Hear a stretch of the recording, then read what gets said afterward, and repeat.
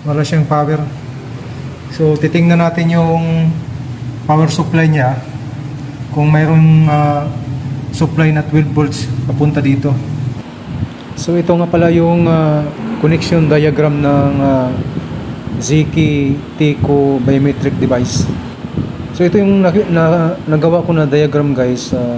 Naghahanap ako dito sa internet pero wala akong nakita na clear na diagram sa paano ito i-connect yung connection dito sa device to power supply. So mayroon ako napanood na video, pinag-aralan ko yung video na yun, kaya nagets ko yung paano i-connect yung mga wire dito sa biometric terminal to power supply. Hello guys, andito ngayon kami guys sa electric room kasi may ginagawa yung kasama ko kasi nasira yung pinto ng sa labas, access door. Yun inaayos ngayon ng kapartner ko. Yun yung nasisira, inayos niya, medyo gabi na. Tingnan mo.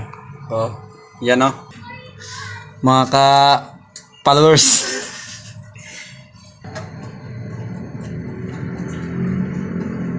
So ayan na guys, kinalas ko na yung itong access sa terminal.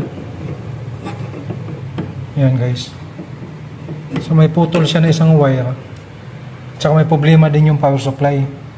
So itong dito sa taas, okay na to, gumagana na. So ang ito na lang yung problema ngayon, wala siyang power. So ngayon guys, papaganahin ko to, i-troubleshoot natin yung linya nito. Guys, mahirap talaga ito i-troubleshoot kasi ang daming wire,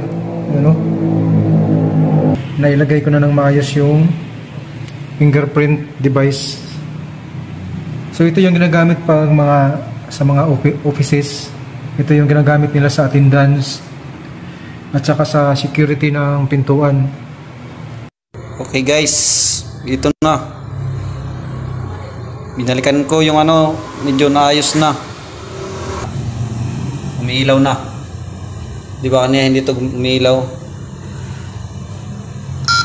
Okay. Nawara, Gar!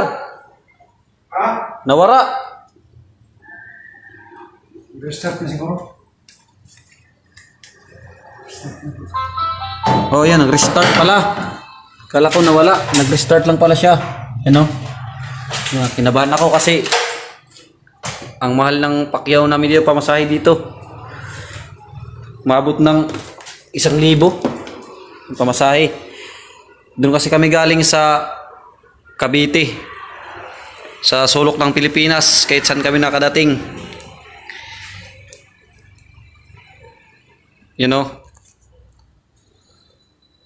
Yan. Tingnan natin kung meron bang ground. Oh, meron daw talagang ground yan. Yun. Medyo mabilis yan. Gumalaw. Gumalaw lang. Yun.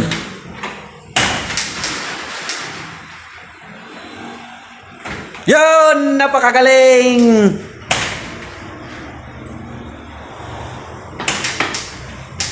Yun guys, so guys, na-solve na yung problema guys. Medyo naayos na. Naging maayos ulit yung pinto namin. Nakalagin ka na ba dito? Hindi pa. Nakalagin na pero nag-restart yan eh. Hindi, lagin mo ulit. Yan guys, so naayos na guys. Oh, sobrang tuwa namin dito kasi matagal na to nasira eh. Oh, yun na. Tingnan mo. Yun, pero maglalagin ako. Okay na, Gar? Guys tingnan nyo. Oh, ayaw. Kasi guys, pag kasi fingerprint to guys, oh. Oh. Wow, check na guys, check na. Tingnan nyo guys, oh, na-open na guys. Oh. Sobrang Nasolve na yung problema. Solve na yung problema. Shout out kan Miguel, kan Erwin Labian. Kung nanonood kayo sa namon live, ayos na yung pinto. Naayos na ni Richard Arnijo. Papalo sa Facebook, Arnijo Richard. Sa YouTube channel, mag-follow na din kayo.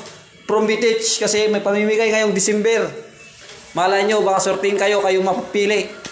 Hey guys, thank you for watching.